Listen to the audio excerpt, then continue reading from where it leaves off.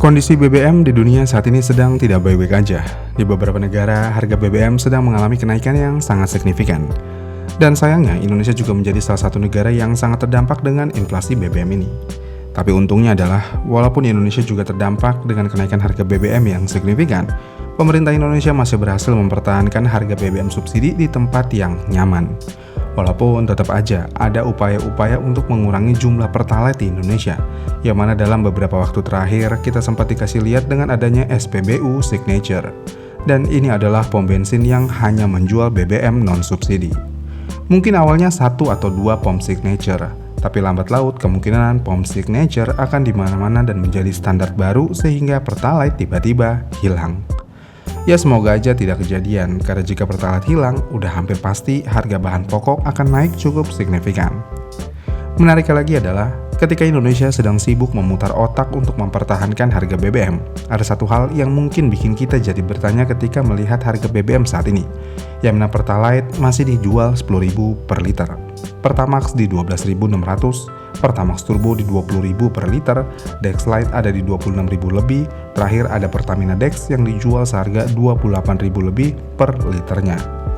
Jika kita melihat daftar harga tersebut, sepertinya ada yang aneh. Kenapa harga solar non-subsidi aja yang mengalami kenaikan harga yang sangat signifikan? Sedangkan Pertamax yang notabene bukan BBM subsidi tetap memiliki harga yang masuk akal. Bentar, jadi diketahui sejauh ini, bahan bakar diesel atau solar sebenarnya jauh lebih banyak diproduksi di dalam negeri secara mandiri dibandingkan bensin. Bahkan dalam salah satu artikel menyatakan kalau Indonesia sudah resmi menyetop impor minyak solar secara bertahap sejak awal 2026. Jika kondisi tersebut, muncul sebuah pertanyaan lagi. Kenapa yang sudah diproduksi dalam negeri malah mengalami kenaikan harga yang paling signifikan? Sedangkan yang impor seperti gasolin yang seharusnya paling terdampak, kenapa harganya bisa ditahan? Apakah ini cara negara berbisnis dengan rakyatnya?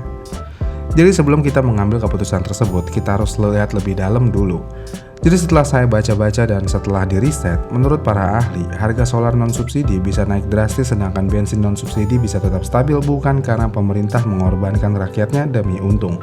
Karena sebenarnya Pertamina sedang melakukan strategi subsidi silang dan mitigasi risiko inflasi besar-besaran akibat lonjakan harga minyak. Dan semua ini berlandaskan beberapa faktor. Faktor yang pertama adalah, jika gasolin naik secara signifikan, hal ini akan membuat apokalips energi di Indonesia. Kenapa? Ya karena jumlah pengendara mobil dan motor yang menggunakan Pertamax jauh lebih besar dibandingkan penggunaan Dexlite ataupun Pertamina Dex. Kemudian faktor yang kedua adalah jika Pertamax dinaikkan drastis mengikuti harga pasar dunia, jutaan penggunanya akan langsung pindah ke Pertalite. Dan hal ini tentu aja akan membuat kuota Pertalite jebol dan bisa membebani APBN yang luar biasa besar. Jadi dengan faktor yang ada, pemerintah melalui Menteri ISDM, tentu aja hal yang paling masuk akal dan paling normal adalah menaikkan harga solar secara signifikan daripada menaikkan gasolin secara rata.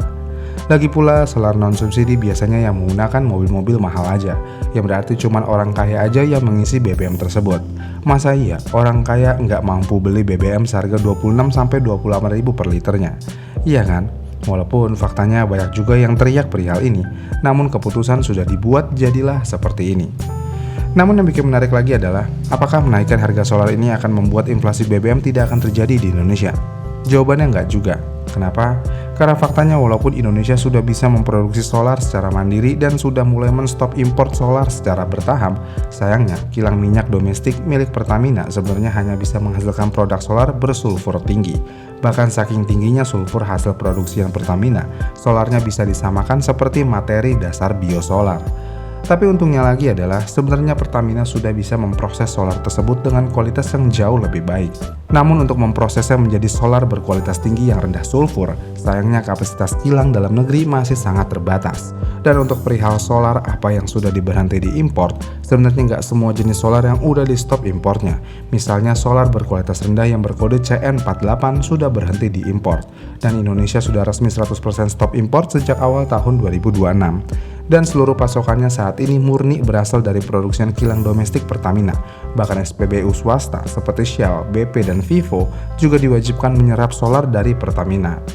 Namun untuk diesel kualitas tinggi yang berkode CN51 sampai CN53 masih diimpor. Dan menurut Menteri ISDM, Indonesia masih harus mengimpor sekitar 600.000 kiloliter pada tahun 2026 ini untuk tipe solar ini. Jadi ya, belum secara 100% Indonesia bisa mandiri. Walaupun dalam waktu dekat untuk perihal solar katanya akan mandiri secara 100%, tapi ya kita lihat nanti aja bagaimana. Namun walaupun hal tersebut seperti wacana aja terdengarnya, tapi ketika proyek RDMP Balikpapan sudah bisa beroperasi secara maksimal, dari kilang tersebut aja udah bisa menghasilkan 26,5 juta kiloliter per tahunnya. Belum lagi kalau biodiesel B40 ke B50 sudah diterapkan, yang berarti solar murni akan dicampur minyak sawit. Tentu aja Indonesia udah bisa mandiri dalam hal solar, karena ya kalian tahu sendiri kan, Indonesia lagi suka banget nyawit sekarang. Jadi hal itu sangat mungkin bisa terjadi. Permasalahannya sekarang adalah kenapa harus solar yang dikorbankan, padahal solar identik dengan kendaraan niaga. Dan saat ini udah banyak perusahaan yang menggunakan kendaraan niaga diesel yang sudah menggunakan mesin Euro 4 yang harusnya udah nggak bisa lagi minum solar busuk. Bukannya ini bisa membuat inflasi menjalar ke arah yang lainnya? Jawabannya tentu aja iya. Jika harga solar naik, tarif distribusi tentu akan naik. Kalau tarif distribusi naik, harga barang juga ikut naik. Kalau harga barang naik, ujung-ujungannya rakyat juga yang bayar. Makanya kalian merasakan saat ini bahan baku ada aja kenaikannya. Entah 1.000, entah 2.000, atau bahkan 10.000. Dan semua ini adalah efek domino dari harga solar yang naik secara signifikan. Tapi uniknya lagi, bukan solar aja penyebab utama harga bahan baku naik saat ini. Karena MBG juga memberikan dampak kenaikan harga bahan baku. Kenapa bisa? Ya karena dengan adanya MBG, demand-nya jadi banyak. Kalau demand-nya banyak dan supply-nya tetap, ya harganya naik. Iya kan? Dengan adanya hal ini semua, apakah negara saat ini sedang berbisnis dengan rakyatnya? Jawabannya mungkin iya, mungkin juga tidak. Jadi kalau dilihat dari perspektif korporasi, Pertamina memang harus untung. Mereka memang BUMN, tapi tetap perusahaan. Yang berarti juga mereka punya kilang yang harus dioperasikan, utang investasi yang harus dibayar, proyek strategis yang harus dibiayai, dan ekspansi energi nasional yang menelan biaya besar. Kalau semua harga ditahan murah terus, Pertamina bisa rugi. Lagi nggak krisis BBM aja udah rugi. Gimana kalau lagi krisis BBM? Ya semakin rugi. Iya dong. Jadi secara teknis negara memang sedang berbisnis dengan rakyatnya, tapi bisnis di sini dalam arti yang baik.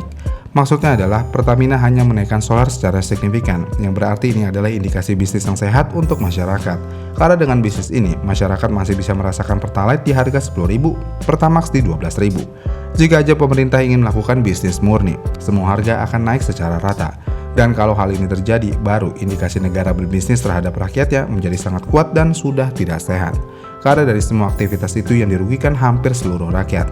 Tapi dengan adanya bisnis yang sehat ini, mayoritas rakyat masih diuntungkan. Yang dirugikan cuman si kaya dan si arogan yang suka pakai mobil diesel tetot-tetot doang. Iya kan?